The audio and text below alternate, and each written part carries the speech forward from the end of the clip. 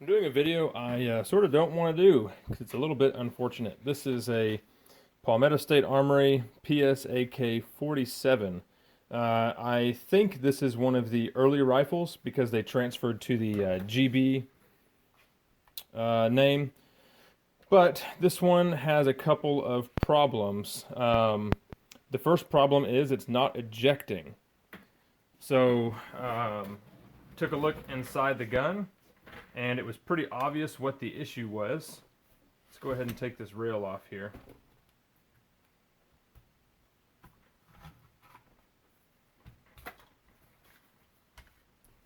Let's take a look inside the action. Other issue is a very rough action. It's just super tight in a couple of places where it shouldn't be. As you can see, the action kind of wants to stick there at the back, and also it kind of wants to stick, I don't know, there's like 3 different spots. So here, here, and then right around, well, maybe there's more than that. So it wants to stick at the back, and I know what that issue is. These guns have problems with the rails cut improperly, and it wants to try to shoot the operating rod up. Then we have something going on there, and then a little bit more forward of that, it hangs up on the hammer. And then our final spot that it's hanging up is right here, which is a little bit different. So most AKs, or a lot of AKs, the US made ones, hang up on the hammer. This one is actually hanging up on the ejector. So let's turn the flash on and zoom in a little bit so you can see it better. All right, let's take a look inside here so you guys can see what's going on. Okay, so we see, here, let me get something to point with. We can see the extractor here. The extractor is broken, right? It's missing the claw. There's no claw here. So that's our first issue. The second issue, which is going to be just kind of rough cycling, is that the ejector is contacting the bolt. The bolt has a strange wear pattern now on it, on the ejector cutout. So this was improperly made. It looks like there was not any filing even done on it. They just kind of put the gun together and that was it. And you can't do AKs like that. You have to fit those kind of parts. So I'm going to have to take this out and file away on the ejector, and I'll show you how to do that. So let's go ahead and take this thing apart and see if we can get it fixed up. Let's take this apart and I'll show you guys the broken extractor. I don't know exactly how many rounds are in this gun, or sorry, have been gone through the gun, but it's not very high at all. I want to say it's pretty much new. I did clean it already, and let's take a look at one issue here. So we should be able to take the operating rod, push it back, and pull it out. And obviously we can't do that. We're having a little bit of an issue here. Looks like one side will come out or the other side will come out, but we can't just pull it out the top. So Palmetto State had an issue with the rails here being improperly cut a little bit too far forward. And what was happening was the bolt would go back, and then the hammer would push up on the operating rod, or it would push up on the bolt, which pushed up on the operating rod, which would was popping the carriers out inside the dust cover. So if the dust cover wasn't tight down, enough, this would actually pop out and it would jam up back here. So I'm guessing what they did to fix this was squeeze these rails in. Not a good fix, in my opinion, but that's what they did, I guess. So we got to try to get this thing out of here. So that side is out over there. Man, it's such a shame because these guns are so nicely machined. I mean, they really are beautiful firearms. I wish they just worked. And I'm sure the newer ones are better. There we go. All right, so there is the ejector. What we're going to need to do is take a file to this side right here. We're going to have to file some of that off in order for it to clear that cutout right there. You do not want to file your bolt. There we go. You can see all that finish that's been worn off in the channel here. You can see all that. That is pretty not cool. And here, let me pull the bolt out so you can see how bad it's actually gotten in there. Yeah, take a look there. That's a pretty big hit. That's not very cool at all. Man, that is awful. What a shame. So there's a pin that runs through here. That's also causing some issues with it being so close. It's hitting that pin there and then wearing the bolt face out and rounding off. So we're going to have to square this out a little bit. There's our broken extractor claw.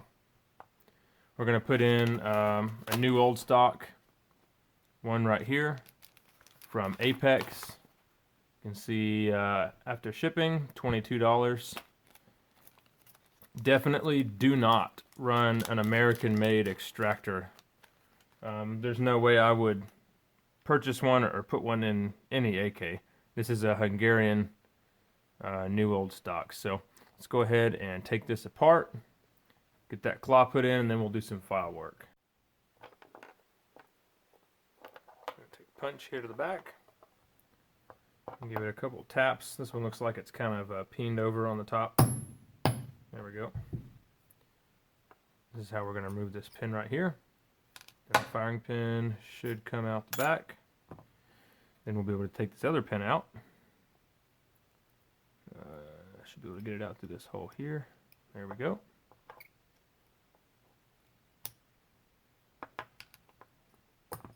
And we can take out our extractor claw.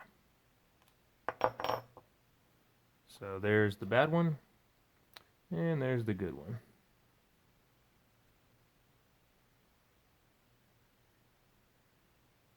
You can see how it just sheared off. Let's get the new one in, and then we'll check out the ejector issue. One thing that's good to see is they did use the double wire spring, so at least they did that. A lot of the companies like Century Arms are going to the single wire instead of the braided, and man, I just hate seeing that.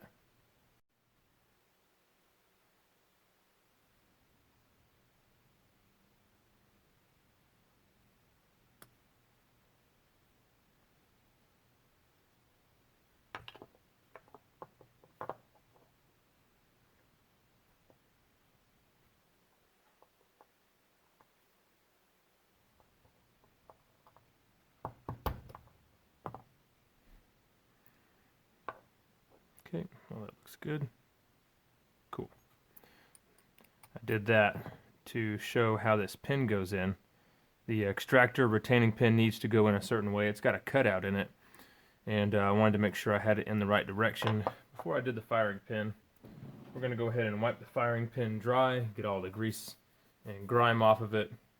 It does not need to be oiled or greased. It needs to be nice and dry. This would be a good time to clean up your firing pin if you want to, as far as machine marks and stuff like that. This one is unfortunately kind of rough.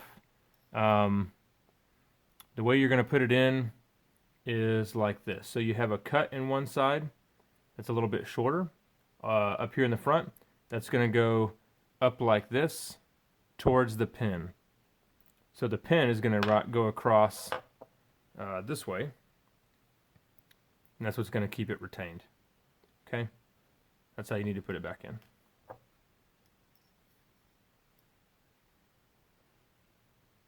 It's going to go in through the top, through that lug there. And this one was kind of peened over. I'm going to see how it wants to go back in. I think I'm going to do a little bit better job than they did before, if I can here.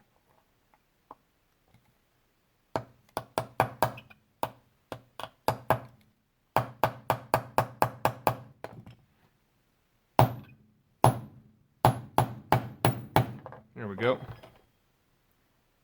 Now the pin's not sticking out the top there. It was kind of sticking out a little bit and it was kind of mushroomed over, and that's not cool. So now it is sub flush and we're good to go.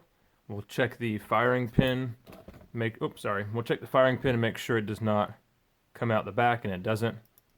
Make sure you can hear it, and it flops around freely inside there. So the bolt is ready to go. Go ahead and put it back in the op rod. I like to grease my AK parts. A lot of guys will, well, not put anything on them, but they'll put oil or whatever, and, you know, whatever you want to use. If it slides, I say grease it, and if it rolls, I say oil it. So we'll just put a little bit of grease on any parts that have wear, because those are obviously our contact points. We'll put it on the lugs here, and I'm really not putting a lot. The gun is completely dry right now because I cleaned it. So, yep. Just going to stick it in here, put a little bit around the tail shaft as it rides inside here. Man, that mark is just not fun on this left side here.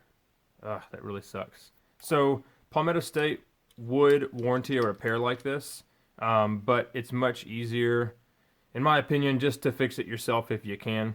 You don't have to, you know, pay to ship it to them and then wait for them to ship it back, with the possibility that they may want to just replace your rifle instead of fixing it. And in some cases, you know, that may be needed. You may need a replacement rifle. But this one, I don't think need to be replaced. We could just fix this one up. If they do replace your rifle, then you also have to worry about FFL, because it's going to have a different serial number. Let's get the rifle on the table, and we'll work on the ejector. Alright, this camera angle is kind of difficult, but I really want you guys to see what we're doing in here. So here is the left side rail of the gun with the ejector that's built into it. And what we're going to be doing is flatly taking off this surface here. And you want to just take off a little bit. You can overdo it, but I mean, you're probably not going to. What the issue is most of these rails are manufactured too long, especially when they're doing bulk manufacturing, because these rails will fit the AK-74 and the 47s. The AK-74s need a longer ejector because the case head is smaller, which means it sits further away. So you need that longer ejector there. Whenever you're building an AK, you trim this to fit. So whenever you're building a 47, you know you're always going to have to trim these rails. So yeah, let's go ahead and take a little bit off of here.